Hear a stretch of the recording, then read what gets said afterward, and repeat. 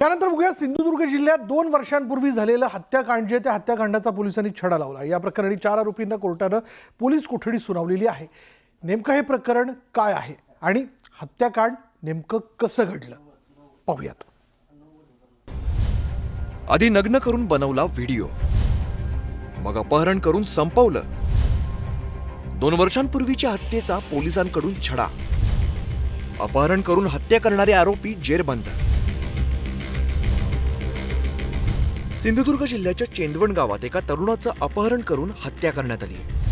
पैशाच्या कारणावरून सिद्धिविनायक उर्फ प्रकाश बिडवलकर यांची हत्या करण्यात आली। अपहरण करून तरुणाला नग्न करून मारतानाचा व्हिडिओ समोर आलाय।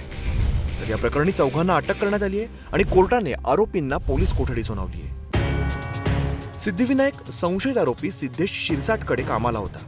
त्याने काही पैसे उसने घेतले होते, मात्र हे पैसे परत न दिल्यामुळे सिद्धिविनायकला कामावरती मारहाण होत होती। मारहाणीला कंटाळून त्याने काम सोडलं। 2023 मध्ये संशयित आरोपी सिद्धेश शिरसाट आणि त्याच्या 3 सहकाऱ्यांनी त्याच्या राहत्या घरातून त्याचं अपहरण केलं। अपहरण करून त्याला मारहाण केली आणि मारहाणीत त्याने जीव गमावला। सिद्धेश शिरसाट आणि त्याच्याकडचे कामदार ते घेतात आणि पको एक धरून पाच माणसांनी तेका घेऊन 4 माणसांनी घेऊन गेले गाडीत घालून। आता त्याने कोणी तेका मारलो असत तेका फाशीची शिक्षा मिळावी अशी आमची इच्छा असा। सदर आरोपींनी या युवकाला अपहृत युवकाला कोडालमध्ये आणून त्याच्यासोबत आर्थिक कारणावरून मारहाण केली आणि त्यामध्ये त्याचा मृत्यू झाला। नंतर या आरोपींनी कट रचून त्याचा प्रेत सातारा येथील एक स्मशानभूमीमध्ये जाळला आणि त्याचे जे काही रिमेन्स होते ते एक तेरेखोल नदीमध्ये प्रवाहित केले। असा कट रचून त्याचा पुरावा नष्ट करण्याचा प्रयत्न केला। संशयित आरोपी सिद्धेश शिरसाटवरती राजकीय वरदहस्त आहे असा आरोप केला जातोय। हा जो मूळ आरोपी आहे सिद्धेश शिरसाट, याच्यावर अनेक गंभीर गुन्हे नोंद आहेत। हा राजकीय शिंदे गटाचा राजकीय पदाधिकारी आहे इथला आणि त्याच्यामुळेच हे प्रकरण दाबून राहिलं होतं असं की काय असं कुठेतरी शंका येते। त्याच्यामुळे ह्या प्रकरणामध्ये पोलिसांनी अजून सखोल चौकशी करून याच्यावर राजकीय दबाव जर असेल तर आता पोलिसांनी फक्त गुन्हा नोंद करून आरोपींना हस्तगत केली आहे आणि हा गुन्हा सिद्ध होण्यासाठी पण पोलिसांनी पूर्णपणे प्रयत्न करणं गरजेचं आहे। 2 वर्षांमध्ये अशा गुन्हेगारी प्रवृत्तीच्या माणसाला सोबत घेऊन अनेक कार्यक्रम सत्ताधारी पक्षातल्या मंत्र्यांनी, सत्ताधारी पक्षातल्या आता सत्ता असलेल्या आमदार खासदारांनी केलेले आहेत आणि त्यामुळे या सगळ्या प्रकरणामध्ये 2 वर्षांमध्ये कोणाचा पोलिसांवर दबाव होता, 2 वर्षांमध्ये पोलिसांनी कोणाकोणाला मागे घातले याचा सुद्धा तपास झाला पाहिजे। मृत सिद्धिविनायक मूकबधीर मावशी सोबत राहत होता। आर्थिक परिस्थिती हालाकीची होती, त्यामुळे आरोपींना कठोरात कठोर शिक्षा देत न्याय द्यावा अशी मागणी केली जाते। प्रसाद पाताडे, न्यूज 18 लोकमत, सिंधुदुर्ग। मावळामध्ये अवकाळी पावसाने हजेरी लावली। गारपिटीसह झालेल्या पावसामुळे वातावरणात गारवा निर्माण झाल्यानं उकाड्याने त्रस्त झालेल्या नागरिकांना दिलासा मिळाला। मात्र पिकांचं नुकसान होण्याची शक्यता असल्याने शेतकऱ्यांची चिंता वाढली आहे। चोपडा तालुक्यातील काही भागांमध्ये अवकाळी पाऊस आणि गारपिटीमुळे शेतकऱ्यांचं मोठं नुकसान झालेलं आहे। काढणीला आलेली केळी जमीनदोस्त झाल्यानं शेतकऱ्यांनी नुकसान भरपाईची मागणी केली आहे। जुन्नर तालुक्यातील अनेक गावांना वादळी वाऱ्यासह अवकाळी पावसानं झोडपलं। या पावसामुळे आंबा, फूल पिकं, उन्हाळी बाजरी आणि यासारख्या अनेक पिकांचं नुकसान झालं। नांदेडमध्ये अवकाळी पावसाने जोरदार हजेरी लावली। वादळी वाऱ्यासह आलेल्या पावसामुळे शेतपिकांचं नुकसान झालं। यामुळे बळीराजा चिंतेत सापडला। रावेर तालुक्यात वादळी वाऱ्यासह जोरदार गारपीट झाली आणि यात सुमारे 500 हेक्टरवरील केळी बागांचं नुकसान झालंय। त्यामुळे शेतकरी आर्थिक संकटात सापडला। जळगाव तालुक्यातील आमोदा, गाडोदासह चोपडा तालुक्यातील धानोरा, माचला परिसरासह इतर गावात अवकाळी पावसासह हलकी गारपीट झालेली आहे। पिकं धोक्यात आल्यानं शेतकरी हवालदिल झाला। हिंगोलीमध्ये उन्हाच्या कडाकड्यात वाढ झालेली आहे। यावेळी दुग्ध व्यावसायिकाने मशीनला गारवा निर्माण होण्यासाठी पाण्याची सोय केली आणि त्यामुळे मशीनच्या दूध देण्याच्या क्षमतेत देखील वाढ झाली। वाशीमध्ये तापमान वाढीचा परिणाम भूजल पातळीवर झालेला आहे। ग्रामीण भागातील विहिरींची पाणी पातळी झपाट्याने घटत असून काही ठिकाणी विहिरी पूर्णपणे कोरड्या पडलेल्या आहेत। अनेक गावात तीव्र पाणी टंचाईची शक्यता निर्माण झाली आहे। नांदेड जिल्ह्यातील भोकरफाटा ते कलदगाव या कॅनॉलचं काम निकृष्ट दर्जाचं असल्याचा आरोप शेतकऱ्यांनी केला। या कामासाठी बालमजुरांचाही वापर केल्याचा आरोप स्वाभिमानी शेतकरी संघटनेनं केला। त्यामुळे या कामाची चौकशी करून कारवाई करावी अशी मागणी करण्यात येते। कृषी विभागाच्या कर्मचाऱ्यांनी शेतकऱ्यांच्या आधार कार्डवरील माहिती चुकीची भरल्यानं 100पेक्षा जास्त शेतकऱ्यांवर अनुदानापासून वंचित राहण्याची वेळ आली आणि ज्या शेतकऱ्यांनी कमी किमतीत आपला शेतमाल विकला अशा शेतकऱ्यांना शासनाकडून अनुदान जाहीर करण्यात आलं होतं. येवला शहर परिसर आणि ग्रामीण भागात अवकाळी पावसामुळे शेकडो हेक्टरवरील पिकांना फटका बसलाय. कांद्याच्या पिकांचं सर्वात मोठं नुकसान झालेलं आहे. त्यामुळे शेतकरी आर्थिक संकटात सापडला. हिंगोलीच्या तांबडी परिसरात शेवंतीच्या फुलांच्या मागणीत वाढ झालेली आहे. बाजारात शेवंतीच्या फुलांना 100 ते 120 रुपये किलो दर मिळतोय. त्यामुळे फुल उत्पादक शेतकऱ्यांनी समाधान व्यक्त केलं. भिवंडीत राज्यातील पहिलं आणि देशातील दुसऱ्या बागेश्वर बालाजी मठाची निर्मिती करण्यात आली आहे. बागेश्वर बालाजी सनातन मठाचं लोकार्पण 14 एप्रिल रोजी करण्यात येणार आहे. बीड जिल्हा रुग्णालयातील डॉक्टरांच्या हलगर्जीपणामुळे एका गर्भवती महिलेचा मृत्यू झाला असा गंभीर आरोप महिलेच्या नातेवाईकांनी केलाय. प्रसूती व्यवस्थित करण्याकरता जास्तीच्या पैशांची मागणी करण्यात आली होती आणि 2000 देऊनही व्यवस्थित उपचार न झाल्यानं महिलेचा मृत्यू झाल्याचा आरोप करण्यात आला.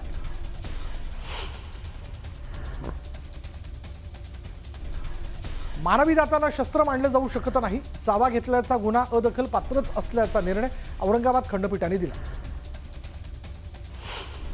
गोंदियातील इटिया टोह धरणातून कालव्यात पाणी सोडण्यात आलं. दरम्यान प्रतापगड इथल्या शेतकरी कालव्यात हातपाय धुण्याकरता गेलेले असताना पाण्याच्या प्रवाहात वाहून गेला. दरम्यान 24 तासांनंतर शेतकऱ्याचा मृतदेह आढळून आला. 1500 रुपये पाहून काँग्रेसच्या बहिणीने देखील आपल्यालाच मतदान केलं असं विधान गुलाबराव पाटलांनी केलं. विधानसभेत माझ्या विरोधात हवा होती, मात्र लोकांनी छप्पर फाडून मतं देऊन मला निवडून दिलं असं ते म्हणाले. रायगडमधील पूर्वनियोजित कार्यक्रम रद्द करत मंत्री भरत गोगावले मुंबईच्या दिशेने रवाना झाले. त्यामुळे रायगडच्या पालकमंत्रीपदाबाबत मोठा निर्णय होण्याची शक्यता वर्तवली जाते. छत्रपती शिवाजी महाराजांचा वारसा जगानं सांभाळला पाहिजे असं शाह म्हणाले. काही लोकांना मात्र बदनामी करण्याची हौस असते तर राऊतांना माध्यमांना भेटण्याची हौस असते म्हणत उदय सामंतांनी राऊतांवर टीका केली. संभाजीनगरच्या कार्यक्रमात महायुतीमधील 2 मंत्र्यांमध्ये नाराजी नाट्य पाहायला मिळालं. कार्यक्रमाला उशिरा येत असल्यानं मंत्री अतुल सावेंनी नाराजी व्यक्त केली. थेट मंत्री संजय शिरसाटांना फोन लावत तुमचा खैरे साहेब होऊ देऊ नका असा सल्ला दिला. आयुक्तांच्या फोनवरून संजय शिरसाटांना कानपिचक्या दिल्याचा व्हिडिओ व्हायरल होतोय. खासदार अमोल कोल्हेंनी महायुतीवर निशाणा साधलाय. सासूसाठी भांडणं केली आणि शेवटी सासूच वाटेला आली असं म्हणत अजित पवारांच्या अर्थ खात्याच्या सह्यांवरून सुरू असलेल्या गोंधळावर खासदार कोल्हेंनी शिंदेंच्या शिवसेनेला चिमटा काढलाय. महायुतीत काहीच अलबेल नाहीये असं कोल्हे म्हणाले. सभागृहातील बेशिस्त आमदारांच्या मुद्द्यावर भाष्य करताना विधान परिषदेचे सभापती राम शिंदेने मिश्किल टोला लगावला. सभागृह हा सुद्धा एका वर्गाचा भाग आहे. शाळेतील विद्यार्थी सराईत नसतात, मात्र आमच्या वर्गातले विद्यार्थी खूप सराईत आहेत. त्यामुळे त्यांना कंट्रोल करण्यासाठी वेगवेगळ्या आयुधांचा वापर करावा लागतो असं शिंदे म्हणाले. मुंबई शिवसेनेनं उभाटा पक्षाला आणखी एक धक्का दिलाय. संजय घाडी आणि संजना घाडी या दाम्पत्यानं शिवसेनेत प्रवेश केला. हे दोघेही पती पत्नी मुंबई महापालिकेत नगरसेवक होते. त्यामुळे त्यांच्या प्रवेशामुळे मुंबई शिवसेनेची ताकद वाढणार आहे. एकनाथ शिंदे अमित शहांमार्फत बोलणार नाहीत. काही असल्यास ते थेट अजितदादांना कॅबिनेटमधून बोलतील असं वक्तव्य सुधीर मुनगंटीवार यांनी केलंय. तर तिन्ही पक्षांमध्ये आणि सरकारमध्ये सर्व काही अलबेल आहे असंही ते म्हणाले. उपमुख्यमंत्री अजित पवार बारामती दौऱ्यावरती असून त्यांनी जनाई शिरसाई योजनेचं लोकार्पण केलं. पाणी बोरकरवाडी तलावात सोडण्यात आलं. साताऱ्यातील रयत शिक्षण संस्थेच्या मॅनेजिंग काउन्सिलच्या बैठकीला शरद पवारांसह अजित पवारांनी हजेरी लावली. महत्त्वाची गोष्ट म्हणजे शरद पवारांच्या बाजूच्या खुर्चीवर अजित पवार बसले होते आणि यावेळी काका आणि पुतण्यांमध्ये चर्चा झाल्याचं पाहायला मिळालं. महाराष्ट्र दौऱ्यावर आलेले केंद्रीय गृहमंत्री अमित शहा हे दिल्लीसाठी रवाना झालेले आहेत. मात्र दिल्लीला रवाना होण्यापूर्वी उपमुख्यमंत्री एकनाथ शिंदे अमित शहांच्या भेटीसाठी दाखल झाले होते. दोघांमध्ये सुमारे अर्धा तास चर्चा झाल्याची माहिती आणि यावेळी त्यांच्यात काय चर्चा झाली आहे हे अद्याप गुलदस्त्यात आहे. राधाकृष्ण विखे पाटील मतांसाठी भिकारी असल्याची टीका बच्चू कडूंनी केली होती. वीरभद्र महाराज बच्चू कडू यांना सद्बुद्धी देवो असं म्हणत विखे पाटलांनी कडूंना प्रत्युत्तर दिलं. सुरेश धस आणि संदीप क्षीरसागर यांनी 2014 साली शिक्षक बदली प्रक्रियेत 39 कोटींचा घोटाळा केल्याचा आरोप होतोय. ओबीसी नेते बाळासाहेब सानप यांनी गंभीर आरोप केला. बारामतीमध्ये उपमुख्यमंत्री अजित पवारांच्या हस्ते विद्यार्थ्यांना चष्मा वाटप करण्यात आलं. दरम्यान चष्मा न काढण्याचा सल्ला अजित पवारांनी विद्यार्थ्यांना दिला. कल्याणमधील अल्पवयीन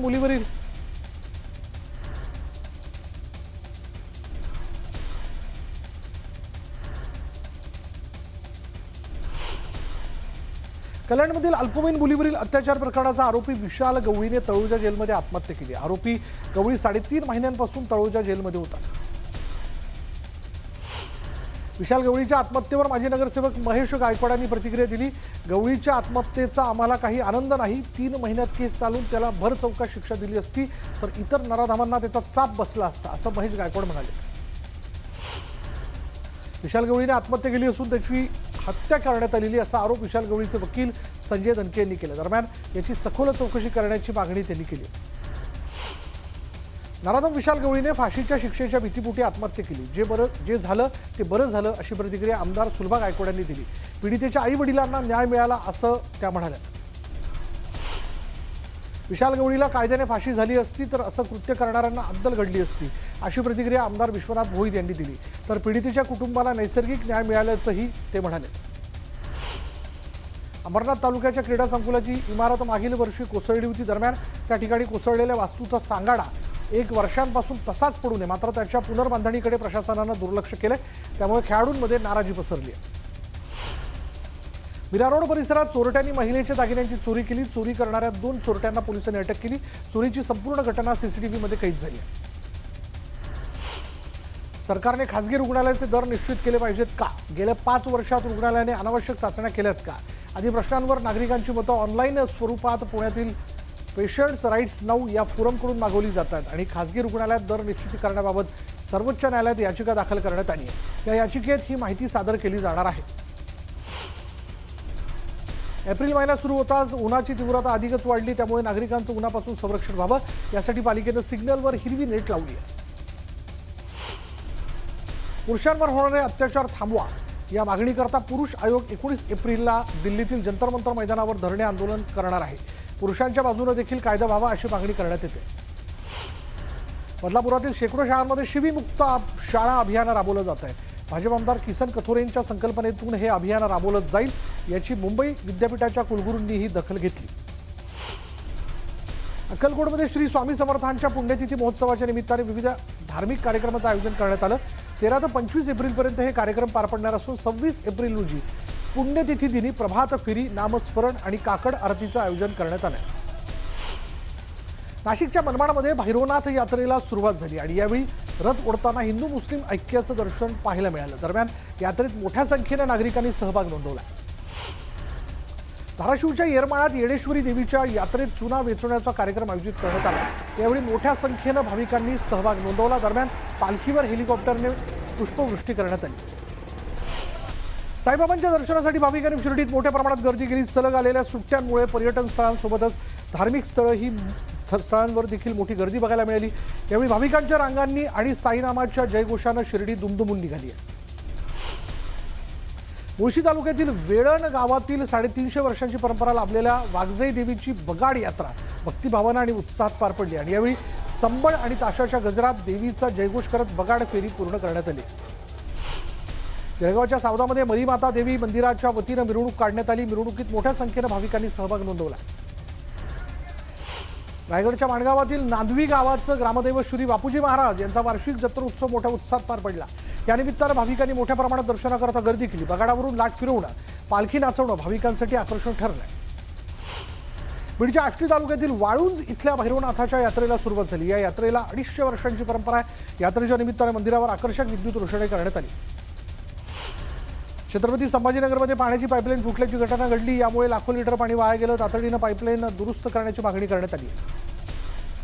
जलसाठ्याचं पुनरुज्जीवन करण्याकरता जलयुक्त शिवारांतर्गत योजना राबवली जाते. या संदर्भात शेतकरी आणि नागरिकांमध्ये जनजागृती रथाच्या माध्यमातून जनजागृती केली जाणार आहे.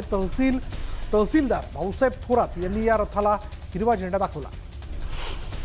नंदुरबारच्या केलापाणी गावात रुग्णवाहिका नसल्यानं नागरिकांना अडचणींचा सामना करावा लागतोय.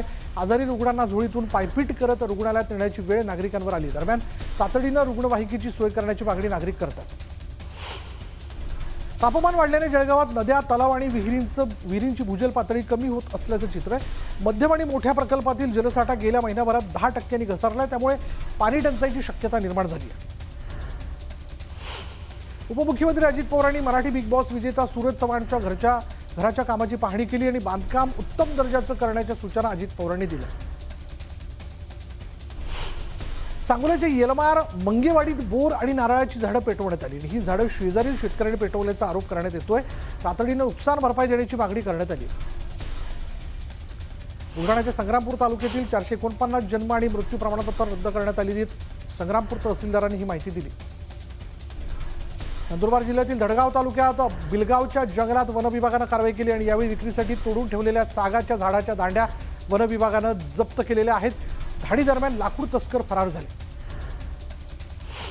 रत्नागिरी जिल्ह्यातील अंजर्ले समुद्र किनाऱ्यावर कासव महोत्सव सुरू आहे आणि किनाऱ्यावरील कृत्रिम घरट्यातील कासवांच्या पिलांना समुद्रात सोडण्यात आलं. ही पिलं समुद्रात झेपवताना पाहण्यासाठी पर्यटकांनी मोठ्या प्रमाणात गर्दी केली होती.